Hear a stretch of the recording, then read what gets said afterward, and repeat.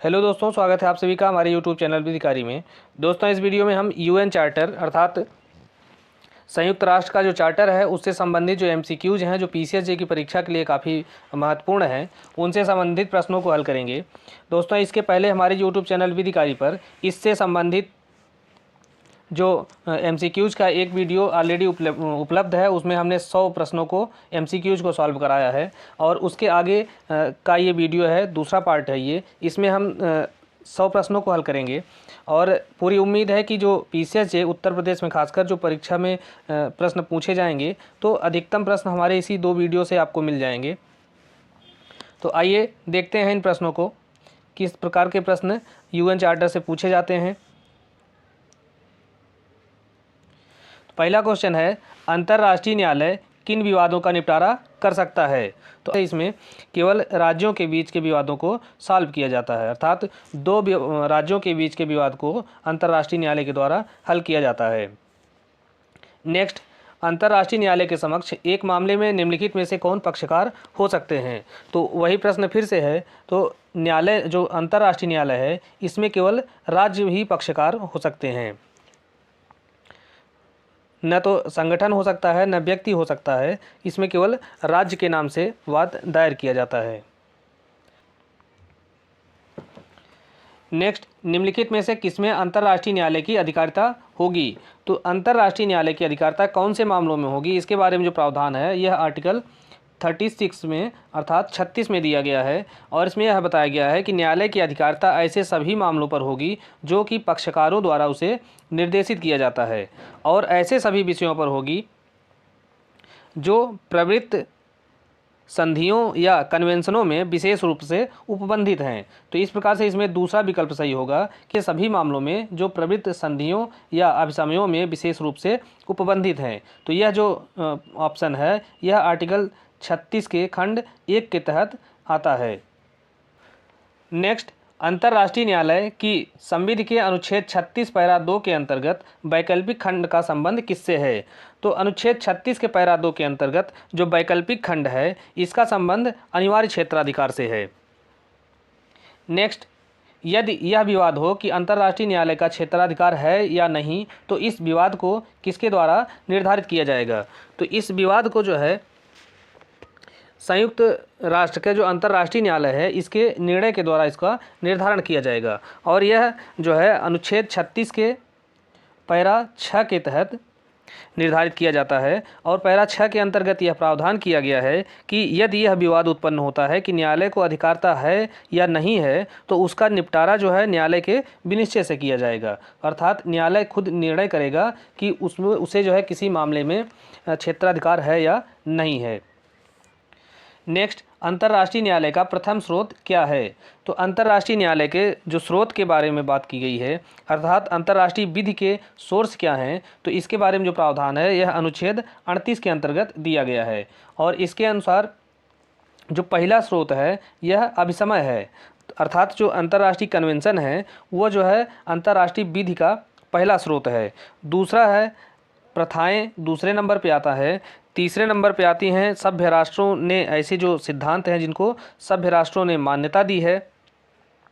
चौथा आता है न्यायिक विनिश्चय या विभिन्न राष्ट्रों के अति उच्च अर्हता प्राप्त विधिवेत्ताओं की उक्तियां, अर्थात ये भाष्यकारों का जो मत है, जो लॉ के एक्सपर्ट हैं, इनकी जो मत है यह चौथे नंबर पे आता है। तो यहाँ प्रथम स्रोत पूछा है तो प्रथम स्रोत अभिसमय है। निम्नलिखित स्रोतों में से कौन सा अंतर्राष्ट्रीय न्यायालय के संविधि में सूचीबद्ध नहीं है? तो स्रोतों के बारे में जो प्रावधान किया गया है वह अनुच्छेद 38 के अंतर्गत किया गया है और अनुच्छेद 38 के अनुसार संधियां, रूढ़ियां और विधिशास्त्रियों के लेख यह जो है अंतर्राष्ट्रीय विधि के स्रोत के अंतर्गत आते हैं, लेकिन ये जो पूर्व निर्णय है यह इसके स्रोत के रूप में वर्णित नहीं है या सूचीबद्ध नहीं है। तो हम नेक्स्ट, अंतर्राष्ट्रीय न्यायालय की संविधि की निम्नलिखित अनुच्छेद में अंतर्राष्ट्रीय विधि के स्रोतों का उल्लेख किया गया है। तो अंतर्राष्ट्रीय जो विधि के स्रोत हैं तो उनका जो उल्लेख है वह अनुच्छेद 38 के अंतर्गत किया गया है, जैसा कि हमने अभी देखा है कि वो कौन कौन से स्रोत हैं। नेक्स्ट, निम्नलिखित में कौन अंतर्राष्ट्रीय न्यायालय के संविधि के अनुच्छेद 38 में शामिल नहीं है? तो फिर से वही क्वेश्चन है, अंतर्राष्ट्रीय न्यायालय के संविधि के अनुच्छेद 38 के अंतर्गत न्यायिक निर्णय शामिल हैं, विधिवक्ताओं की कृतियां हैं, अंतर्राष्ट्रीय संधियां हैं, लेकिन इसमें विवाचन न्यायाधिकरणों के निर्णय नहीं आते हैं। नेक्स्ट, अंतर्राष्ट्रीय न्यायालय के संविधान के अनुच्छेद 38(1) के अनुसार अंतर्राष्ट्रीय न्यायालय द्वारा विधि के नियमों का अवधारण करने के लिए प्रयोग किए जा सकने वाला कौन सा एक सहायक साधन है? तो इनमें से अंतर्राष्ट्रीय न्यायालय के द्वारा अपने सहायक साधन के रूप में अंतर्राष्ट्रीय विवादों का निपटारा करने के लिए विभिन्न राष्ट्रों के अति उच्च अर्हता प्राप्त विधिवक्ताओं की उक्तियों का प्रयोग किया जा सकता है अंतर्राष्ट्रीय न्यायालय के द्वारा। नेक्स्ट, सभ्य राष्ट्रों द्वारा स्वीकृत सामान्य सिद्धांत अंतर्राष्ट्रीय न्यायालय की संविधि के किस अनुच्छेद में वर्णित है? तो यह सिद्धांत जो है यह अनुच्छेद 38 के खंड 1 के सी में वर्णित है। नेक्स्ट, सभ्य राष्ट्र द्वारा मान्यता प्राप्त विधि के सिद्धांत से क्या तात्पर्य है? तो इसका तात्पर्य है कि नियम ऐसे नियम जो कि अधिकतर राज्यों के द्वारा अपनी राष्ट्रीय विधि में स्वीकार किए गए हैं, तो इसे ही सभ्य राष्ट्रों द्वारा मान्यता प्राप्त विधि कहा जाता है। नेक्स्ट, अंतर्राष्ट्रीय न्यायालय द्वारा विधि के नियमों का आवरण करने के लिए समनुषंगी में से कौन एक है? तो यहाँ पे अंतर्राष्ट्रीय न्यायालय के द्वारा विधि के नियमों का आवरण करने के लिए न्यायिक विनिश्चयों का सहारा लिया जाता है, इसकी सहायता ली जा सकती है। नेक्स्ट, सही उत्तर बताइए। तो अंतर्राष्ट्रीय न्यायालय के संविधान के अनुच्छेद 38(2) के अंतर्गत न्यायालय किसी वाद का निर्णय साम्य, न्याय और के आधार पर दे सकता है। तो यह जो निर्णय है इसमें साम्य और न्याय का सहारा तब लिया जा सकता है जबकि उसके जो सदस्य पक्षकार हैं विवाद के वह सहमत हैं, उनकी सहमति के बिना इस आधार पर निर्णय नहीं दिया जाएगा।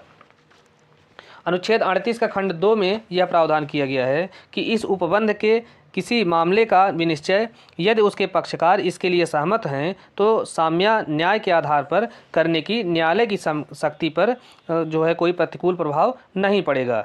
लेकिन अगर जो पक्षकार हैं वह सहमत नहीं हैं तो इसके आधार पर उनको जो है साम्य और न्याय के आधार पर न्याय नहीं दिया जा सकता है।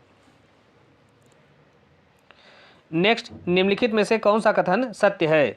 तो पहला है संयुक्त राष्ट्र की महासभा के संकल्प अंतर्राष्ट्रीय विधि के एक स्रोत हैं। तो यह कथन गलत है क्योंकि अंतर्राष्ट्रीय विधि के स्रोतों के बारे में प्रावधान अनुच्छेद 38 के अंतर्गत किया गया है और अनुच्छेद 38 के अंतर्गत जो 4 स्रोत बताए गए हैं बस वही जो है अंतर्राष्ट्रीय विधि के स्रोत कहलाते हैं। उसके अलावा ये अंतर्राष्ट्रीय विधि के स्रोत के अंतर्गत नहीं आते हैं।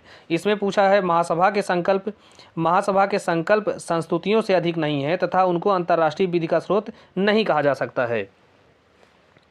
तो यह कथन भी सही नहीं है क्योंकि इसके संकल्प जो है संस्तुतियों से अधिक नहीं है, यह कथन सही नहीं है। दूसरा है सुरक्षा परिषद के संकल्प अंतर्राष्ट्रीय विधि के स्रोत हैं, तो यह कथन भी सही है नहीं है। इस प्रकार से इनमें से कोई भी कथन सही नहीं है। नेक्स्ट, अंतर्राष्ट्रीय न्यायालय के निर्णय किसके द्वारा हस्ताक्षरित होते हैं? तो अनुच्छेद 58 के अंतर्गत अंतर्राष्ट्रीय न्यायालय का जो संविधान है उसके अनुच्छेद 58 के अंतर्गत यह प्रावधान किया गया है कि अंतर्राष्ट्रीय न्यायालय का जो निर्णय है उस निर्णय पर न्यायालय के अध्यक्ष और उसके निबंधक के द्वारा हस्ताक्षर किया जाएगा। नेक्स्ट, अंतर्राष्ट्रीय न्यायालय का कोई विनिश्चय किस प्रकार का प्रभाव रखता है? तो यह जो विनिश्चय है यह बाध्यकारी प्रभाव नहीं रखता है, पक्षकारों के बीच और उस विशिष्ट मामले के बाबत ही आबद्धकर होता है, अन्यथा नहीं। तो यह दूसरा विकल्प ही सही है। इसके बारे में जो प्रावधान है यह अनुच्छेद 59 के अंतर्गत दिया गया है और अनुच्छेद 59 के अनुसार न्यायालय का विनिश्चय पक्षकारों के बीच और उस विशिष्ट मामले की बाबत ही आबद्धकर होगा, अन्यथा नहीं होगा। नेक्स्ट, अंतर्राष्ट्रीय न्यायालय के निर्णय की बाध्यकारी शक्ति पक्षकारों के बीच तथा उन मामलों के संबंध को छोड़कर अन्यथा नहीं होती है। तो ऐसा जो प्रावधान है यह किस अनुच्छेद में किया गया है? तो यह प्रावधान अनुच्छेद 59 के अंतर्गत किया गया है और अनुच्छेद 59 में स्पष्ट रूप से कहा गया है कि न्यायालय का विनिश्चय पक्षकारों के बीच और उस विशेष मामले में ही आबद्धकर होगा, अन्यथा नहीं। नेक्स्ट, निम्नलिखित में से संयुक्त राष्ट्र चार्टर का कौन सा अनुच्छेद यह प्रावधान करता है कि अंतर्राष्ट्रीय न्यायालय की संविधि अंतर्राष्ट्रीय न्याय के अस्थायी न्यायालय पर आधारित है। तो इसके बारे में जो प्रावधान है यूएन चार्टर, यूएन का जो चार्टर है उसके अनुच्छेद 92 के अंतर्गत किया गया है। और अनुच्छेद 92 के अनुसार अंतर्राष्ट्रीय न्यायालय की संविधि अंतर्राष्ट्रीय न्याय के अस्थायी न्यायालय पर आधारित है। नेक्स्ट, संयुक्त राष्ट्र संघ का एक गैर सदस्य अंतर्राष्ट्रीय न्यायालय की संविधि की सदस्यता कैसे प्राप्त कर सकता है?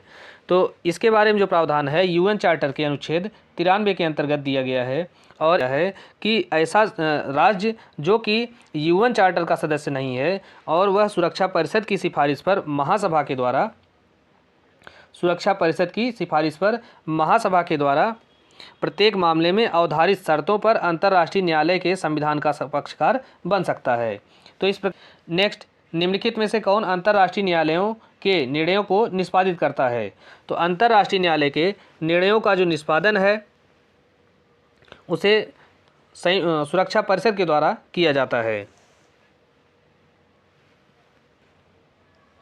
नेक्स्ट, निम्नलिखित में से कौन अंतर्राष्ट्रीय न्यायालय से सलाहकारी राय की मांग कर सकता है? तो अंतर्राष्ट्रीय न्यायालय से सलाहकारी राय जो है अनुच्छेद 96 के तहत मांगा जाता है। और अनुच्छेद 96 के खंड 1 के अनुसार महासभा या सुरक्षा परिषद, महासभा या सुरक्षा परिषद जो है यह अंतर्राष्ट्रीय न्यायालय से किसी विधिक प्रश्न पर सलाहकारी राय की देने के लिए अनुरोध कर सकती है।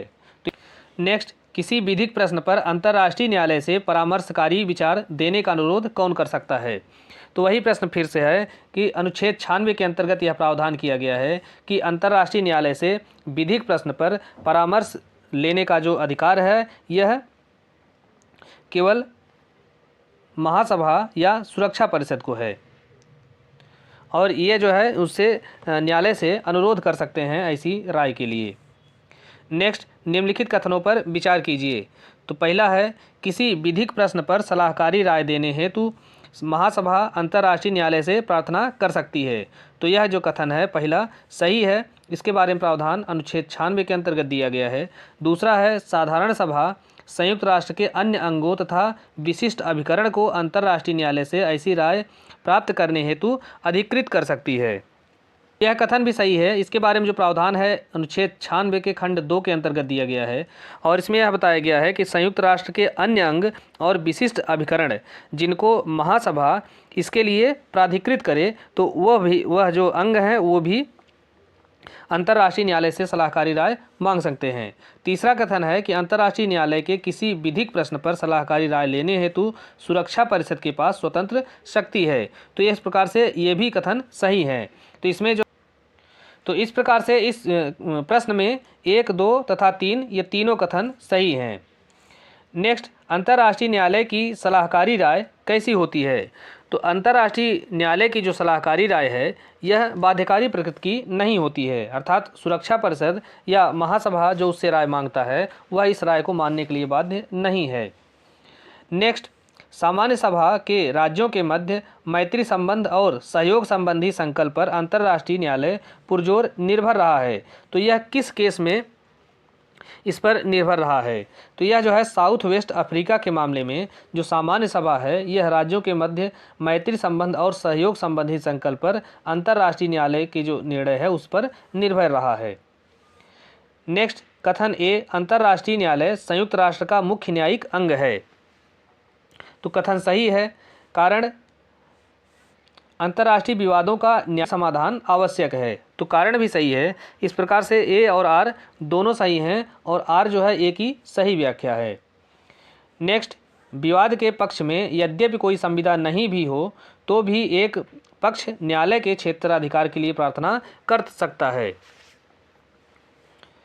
और दूसरे पक्षों को सूचना दी जाएगी। यदि वे विवाद के समाधान हेतु सहमत हो जाते हैं तो न्यायालय का क्षेत्राधिकार वह हो जाता है। तो अंतर्राष्ट्रीय न्यायालय के द्वारा ऐसा मत किस मामले में व्यक्त किया गया था? तो ये ऐसा निर्णय जो है या ऐसा मत जो है यह अंतर्राष्ट्रीय न्यायालय के द्वारा दी कोरफू चैनल वाद के मामले में व्यक्त किया गया था।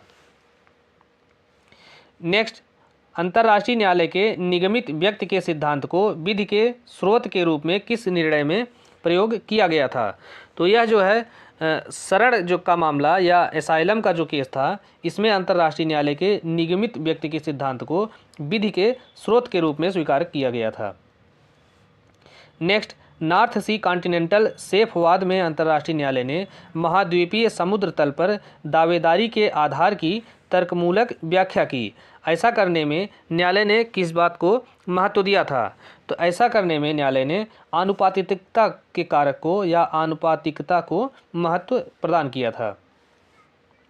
नेक्स्ट, अंतर्राष्ट्रीय न्यायालय द्वारा विबंधन के सिद्धांत को सभ्य राष्ट्रों द्वारा मान्यता प्राप्त विधि के सामान्य सिद्धांत के रूप में निम्नलिखित वाद में लागू किया था।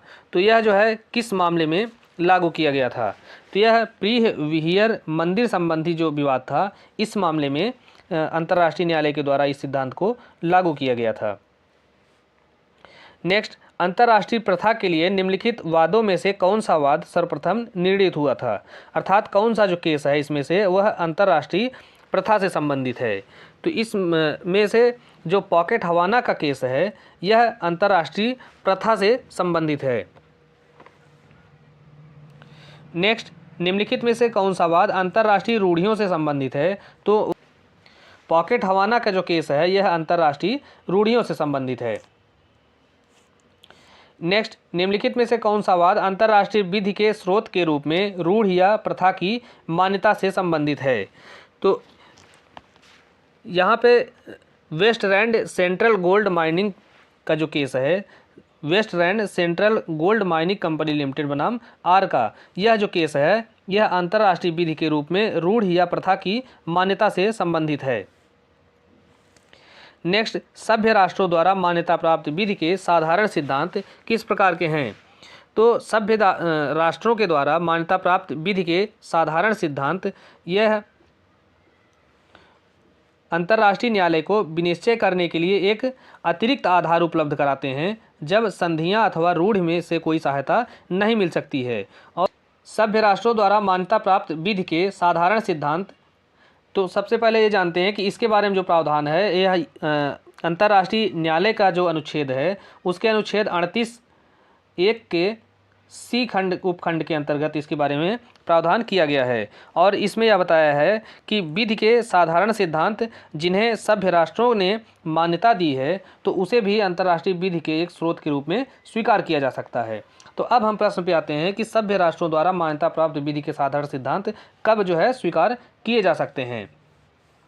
तो इसके संबंध में दूसरा विकल्प सही है, जिसमें यह बताया गया है कि यह सिद्धांत जो है अंतर्राष्ट्रीय न्यायालय को विनिश्चय करने के लिए एक अतिरिक्त आधार उपलब्ध कराते हैं जबकि संधियों अथवा रूढ़ से कोई सहायता नहीं मिल सकती है। तो जो पहला स्रोत है यह कन्वेंशन है या संधियां हैं, दूसरे स्थान पे रूढ़ आती है और तीसरे स्थान पर ऐसे सिद्धांत आते हैं जिसे सभ्य राष्ट्रों के द्वारा मान्यता प्राप्त है। तो जब इन दोनों आधारों पर कोई निर्णय नहीं लिया जा सकता है, तो ऐसी स्थिति में वह तीसरा आधार को निर्णय देने के लिए न्यायालय के द्वारा स्वीकार किया जा सकता है। नेक्स्ट, अस्थाई माध्यस्थम न्यायालय की स्थापना कब की गई थी? तो अस्थाई माध्यस्थम न्यायालय की जो स्थापना है यह समय के द्वारा इसको किया गया था, इस न्यायालय की स्थापना। नेक्स्ट, अस्थाई माध्यस्थम न्यायालय आदि जैसे अंतर्राष्ट्रीय माध्यस्थम अभिकरणों के निर्णय ने, तो इस प्रकार के निर्णयों ने क्या किया है? तो इस प्रकार के निर्णय ने अंतर्राष्ट्रीय विधि के विकास में योगदान दिया है। नेक्स्ट, संयुक्त राष्ट्र के किस मुख्य अंग की सदस्य संख्या में संयुक्त राष्ट्र की स्थापना के बाद से अभी तक कोई परिवर्तन नहीं हुआ है? तो अंतर्राष्ट्रीय जो न्यायालय है इसके सदस्यों की संख्या में अभी तक कोई परिवर्तन नहीं हुआ है। जितनी संख्या इसकी स्थापना के समय थी वही संख्या आज भी है। तो इस प्रकार से जो अंतर्राष्ट्रीय न्यायालय हैं उसमें कोई जो परिवर्तन नहीं है और वर्तमान में इसमें सदस्यों की संख्या, जजों की संख्या 15 है। नेक्स्ट, अंतर्राष्ट्रीय न्यायालय की प्रथम महिला न्यायाधीश का क्या नाम था? तो अंतर्राष्ट्रीय न्यायालय की जो पहली महिला न्यायाधीश थी उनका नाम था रोजलिंग हिगिंस। तो ये चौथा विकल्प सही है। रोजलिंग हिगिंस जो है इंटरनेशनल कोर्ट ऑफ जस्टिस की पहली महिला जज थी। नेक्स्ट, अंतर्राष्ट्रीय न्यायालय के प्रथम भारतीय अध्यक्ष कौन थे? तो यह प्रश्न बहुत बार पूछा गया है। तो अंतर्राष्ट्रीय न्यायालय के पहले भारतीय अध्यक्ष जस्टिस नागेंद्र सिंह थे। नेक्स्ट, संयुक्त राष्ट्र का जो महासचिव है यह कौन होता है? तो यह जो है संयुक्त राष्ट्र का मुख्य प्रशासनिक अधिकारी होता है। नेक्स्ट, संयुक्त राष्ट्र के अंगों में से कौन सा व्यक्तियों से गठित होता है, न कि राज्यों से? तो यह जो सचिवालय है, सचिवालय व्यक्तियों से गठित होता है। बाकी और जो संगठन है उसमें राज्य जो है सदस्य होते हैं, लेकिन सचिवालय में व्यक्ति सदस्य होता है। नेक्स्ट, संयुक्त राष्ट्र महासचिव की जो 5 वर्षीय पदावधि किसके द्वारा निर्धारित की जाती है?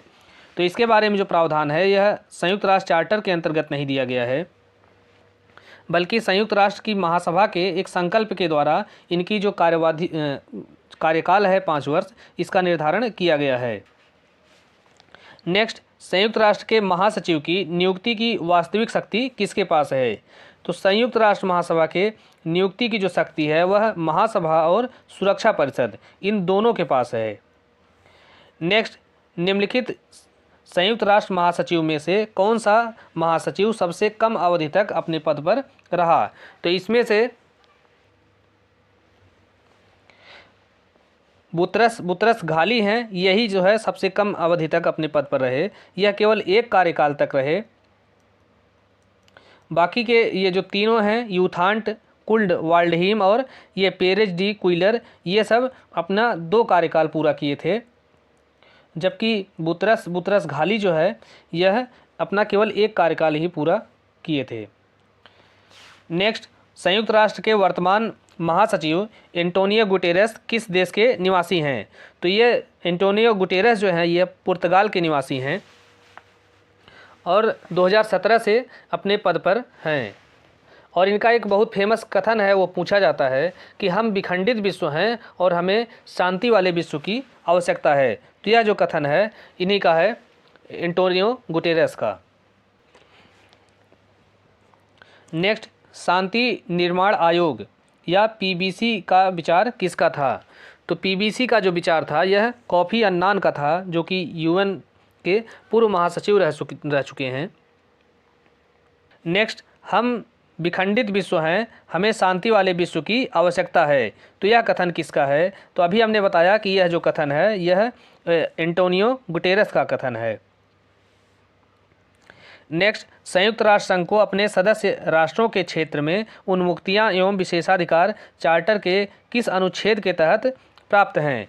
तो संयुक्त राष्ट्र संघ को अपने सदस्य राष्ट्रों के क्षेत्र में कुछ उन्मुक्तियां और विशेषाधिकार प्राप्त होते हैं।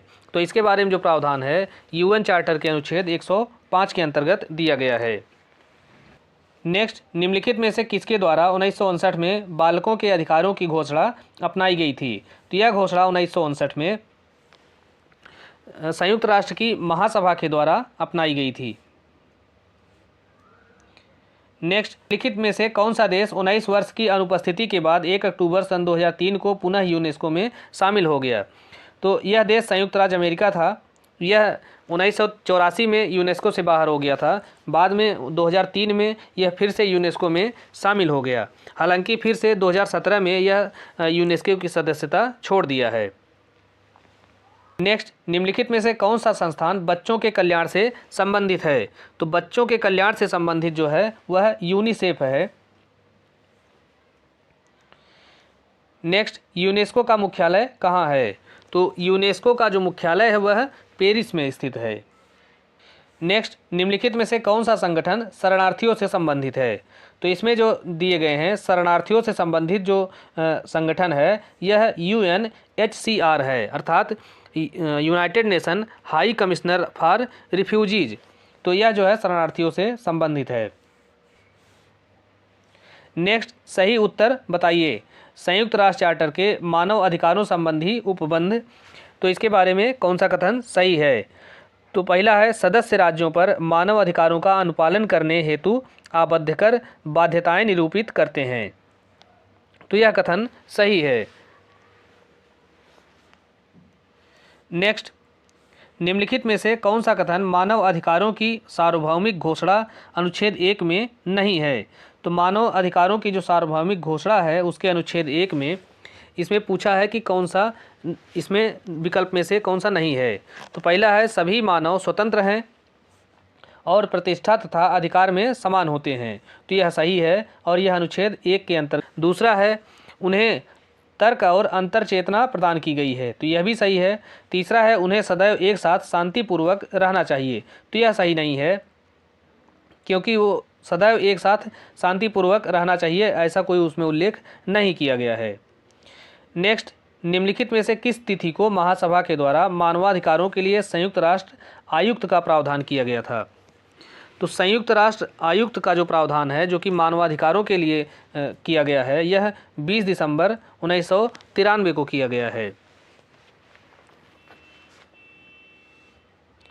नेक्स्ट, मानव अधिकारों के सार्वभौमिक घोषणा पत्र के अंतर्गत जिसे संयुक्त राष्ट्र की महासभा ने 10 दिसंबर 1948 को ग्रहण किया था, तो इसके तहत व्यक्ति को कुछ अधिकार स्थापित किया गया था, अर्थात व्यक्तियों को कुछ अधिकार दिया गया था।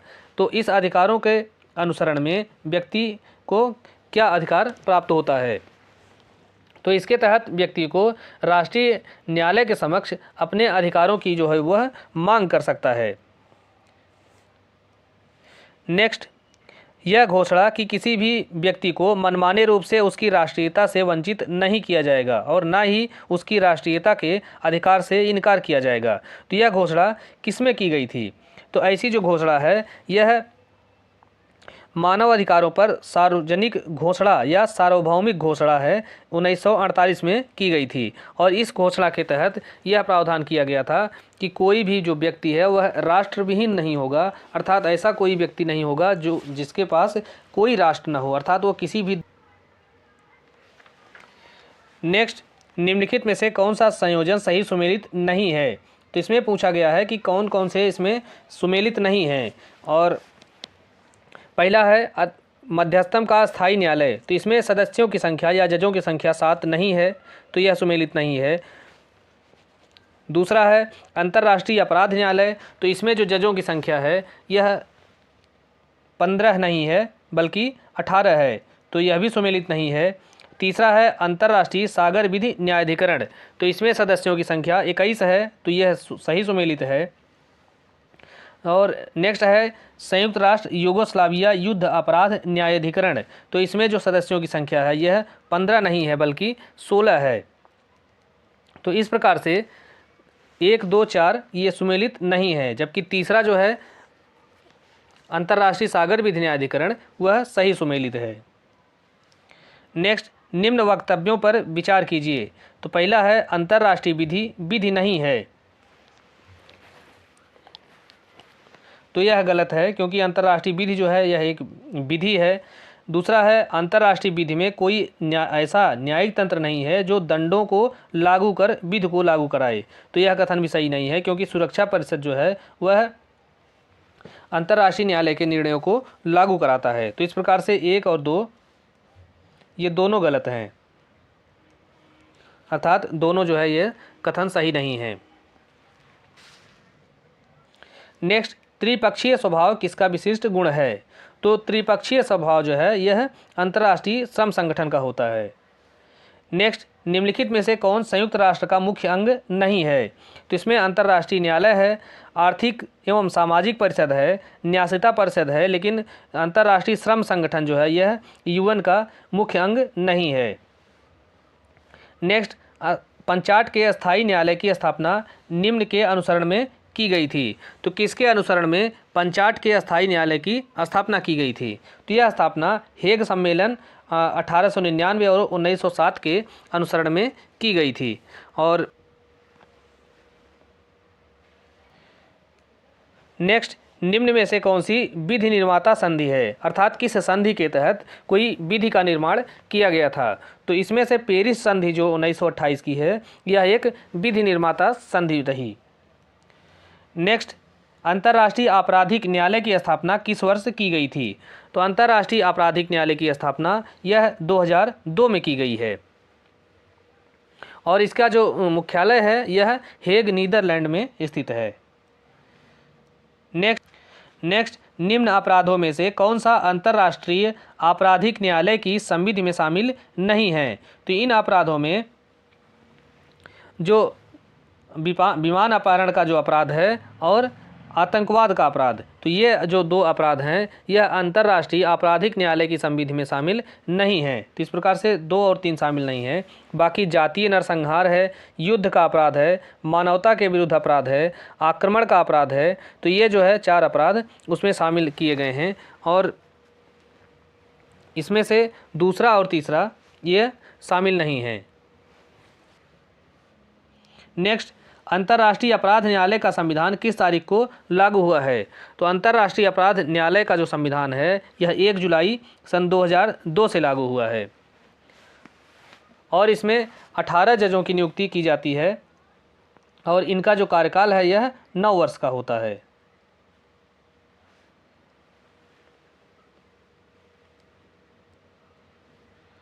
नेक्स्ट, अंतर्राष्ट्रीय न्यायालय में कुल कितने न्यायाधीश होते हैं?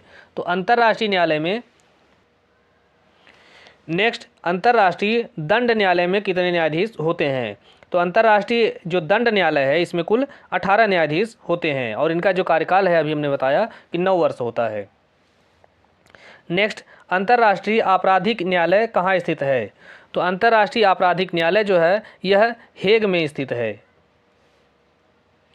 नेक्स्ट, अंतर्राष्ट्रीय आपराधिक न्यायालय की संविधि किस दिन अस्तित्व में आई थी?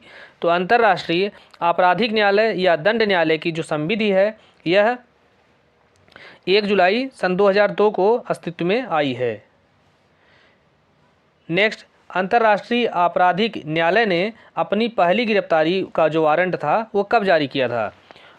तो न्यायालय जिसकी स्थापना सन 2002 में की गई है, इसने अपना पहला गिरफ्तारी वारंट सन 2005 में जारी किया था और यह जो वारंट था यह 5 कमांडरों के खिलाफ जारी किया गया था जिन्होंने युगांडा में सन 2002 में मानवता के विरुद्ध अपराध तथा युद्ध अपराध के लिए आरोप उनके ऊपर लगाए गए थे। तो उन्हीं को गिरफ्तार करने के लिए इसने 2005 में गिरफ्तारी वारंट पहली बार जारी किया था। नेक्स्ट, अंतर्राष्ट्रीय न्यायालय के संविधान में उल्लिखित कोर अपराधों की संख्या कितनी है? तो जो कोर अपराध हैं यह 4 अपराध हैं जिनको कोर अपराध के रूप में उसमें उल्लिखित किया गया है। तो इसमें है पहला नरसंहार है,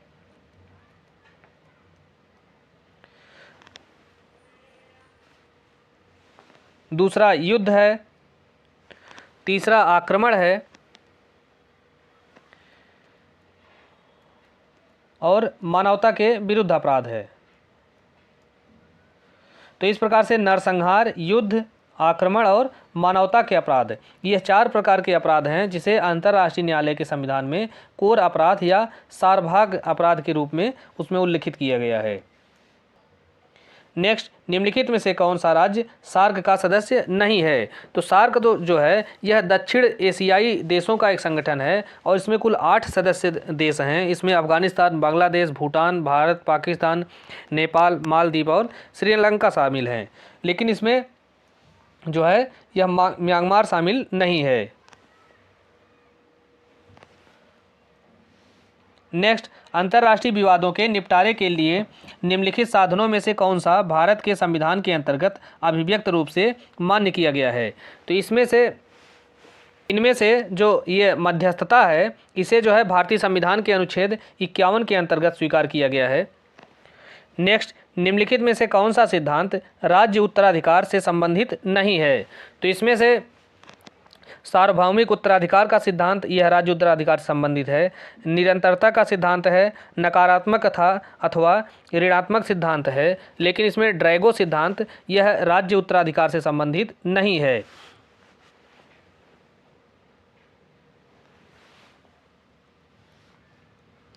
नेक्स्ट, निम्नलिखित वादों में से कौन सा राज्य मान्यता के विषय से संबंधित नहीं है?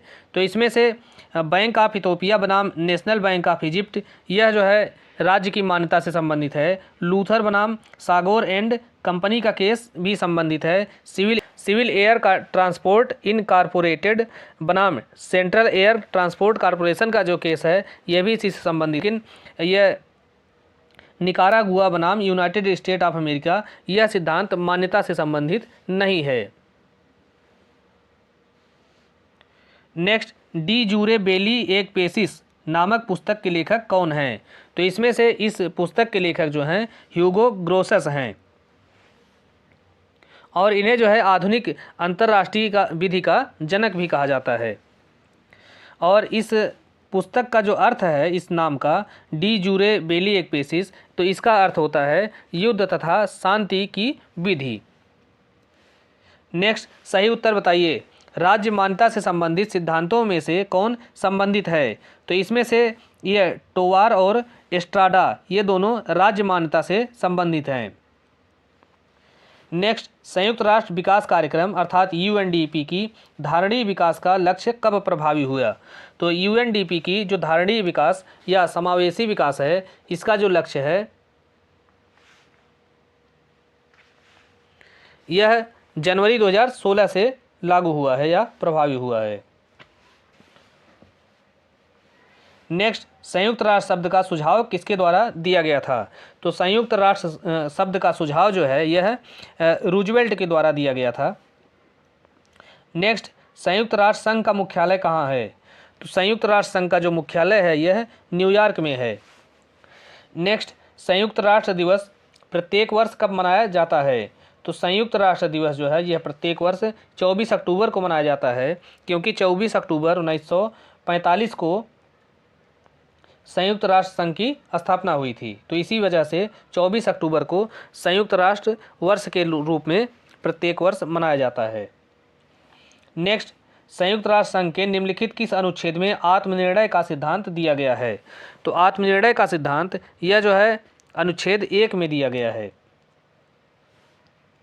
नेक्स्ट, संयुक्त राष्ट्र चार्टर के किस अनुच्छेद में राज्य के द्वारा हस्तक्षेप नहीं करने का सिद्धांत समाहित किया गया है? तो यह सिद्धांत जो है अनुच्छेद 2 के खंड 7 के अंतर्गत समाहित है। 2 खंड 7।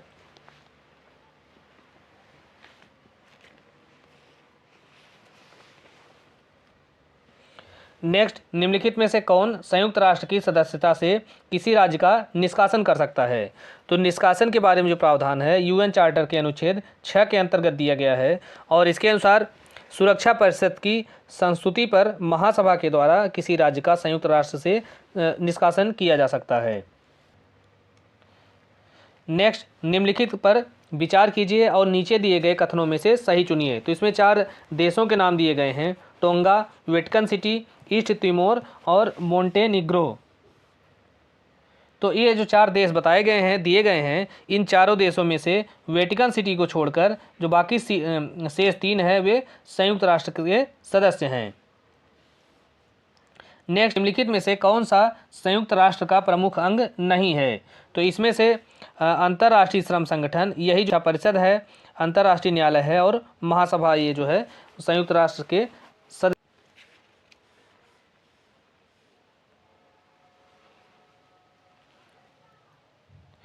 नेक्स्ट, संयुक्त राष्ट्र के प्रमुख अंगों का उल्लेख संयुक्त राष्ट्र चार्टर के किस अनुच्छेद में दिया गया है? तो यह जो उल्लेख है यह अनुच्छेद 7 के अंतर्गत दिया गया है और अनुच्छेद 7 के अनुसार संयुक्त राष्ट्र के कुल 6 अंग हैं। 6 अंगों में से है महासभा, सुरक्षा परिषद, आर्थिक और सामाजिक परिषद, न्यासिता परिषद, अंतर्राष्ट्रीय न्यायालय और सचिवालय। अंतर्राष्ट्रीय मानवाधिकार दिवस कब मनाया जाता है? तो अंतर्राष्ट्रीय मानवाधिकार दिवस यह प्रत्येक वर्ष 10 दिसंबर को मनाया जाता है।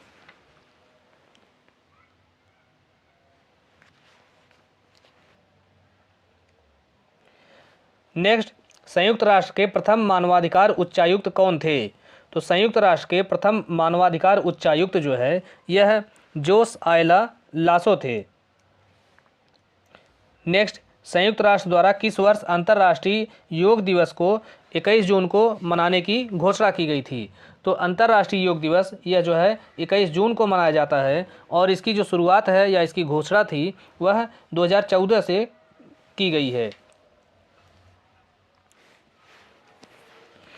नेक्स्ट, युद्ध बंदियों के प्रति क्रूरता, सामूहिक दंड और उन्हें चिकित्सकीय एवं अन्य सहायताओं से संबंधित कन्वेंशन कौन सा है? अर्थात किन कन्वेंशन में यह प्रावधान किया गया है कि युद्ध बंदियों के प्रति क्रूरता नहीं की जाएगी और उन्हें आवश्यक मेडिकल सुविधाएं मुहैया कराई जाएंगी? तो ऐसा जो प्रावधान है यह जेनेवा कन्वेंशन 1929 के अंतर्गत किया गया था। नेक्स्ट, विश्व बौद्धिक संपदा संगठन का मुख्यालय कहाँ है? तो विश्व बौद्धिक संपदा संगठन, जिसे WIPO भी कहा जाता है, तो इसका जो मुख्यालय है यह जिनेवा में है और जिनेवा स्विट्जरलैंड में पड़ता है। नेक्स्ट, अंतर्राष्ट्रीय विवादों के शांतिपूर्ण समाधान से अनन्य रूप से संबंध रखने वाली घोषणा कौन सी है? तो इसमें से जो मनीला घोषणा है यह 1982 में जो हुई थी, यह अंतर्राष्ट्रीय विवादों के शांतिपूर्ण समाधान से संबंधित है। नेक्स्ट, निम्नलिखित की स्थापना का क्रम बताइए। तो पहला है अंतर्राष्ट्रीय श्रम संगठन, तो इसकी स्थापना 1919 में की गई थी। दूसरा है पूर्व यूगोस्लाविया के लिए गठित अंतर्राष्ट्रीय युद्ध अपराध अभिकरण, तो इसकी जो स्थापना थी वह 1993 में की गई थी। और तीसरा है न्यूरेमबर्ग का सैनिक अधिकरण, तो इसकी स्थापना 1945 में की गई थी। और चौथा है अंतर्राष्ट्रीय न्यायालय, तो अंतर्राष्ट्रीय न्यायालय की जो स्थापना थी यह 1946 में की गई थी। तो इस प्रकार से सबसे बाद में दूसरे की स्थापना की गई है और सबसे पहले इसकी स्थापना की गई है। तो इस प्रकार से जो दूसरा विकल्प है 1 3 4 2, तो इनका जो स्थापना का जो सीरियल है यह 1 3 4 2 है। नेक्स्ट, निम्नलिखित में से किसने कहा कि अस्थाई मध्यस्थम न्यायालय न न्यायालय है और न ही अस्थाई है? तो यह कथन पिटकोबेट का है। इनके अनुसार जो अस्थाई मध्यस्थम न्यायालय है यह कोई न्यायालय नहीं है, न तो यह अस्थाई है और न तो किसी प्रकार का न्यायालय है। तो इस प्रकार से यह न्यायालय मानने से इन्होंने इनकार कर दिया। तो दोस्तों इस प्रकार से इस वीडियो में हमने UN चार्टर के अति महत्वपूर्ण प्रश्नों को हल किया है और इसमें पूरी उम्मीद है कि जो मैक्सिमम क्वेश्चन है जो UN चार्टर से बनाए जा सकते हैं या इंटरनेशनल लॉ से बनाए जा सकते हैं वो उन सबको हमने मैक्सिमम कवर कर लिया है और पूरी संभावना है कि सारे के लगभग प्रश्न इसी वीडियो से आपको मिल जाएंगे। तो आप इन प्रश्नों को अधिक से अधिक बार हल करें और अपनी तैयारी को एक बेहतर मुकाम तक ले जाएं। और आप हमारे चैनल विधिकारी को ज़रूर सब्सक्राइब करें और इसी तरह के और भी वीडियो आपको उस चैनल पे मिलते रहेंगे। आप हमारे चैनल को सब्सक्राइब करें, लाइक करें और अपने दोस्तों को भी बताएं इसके बारे में। बहुत बहुत धन्यवाद।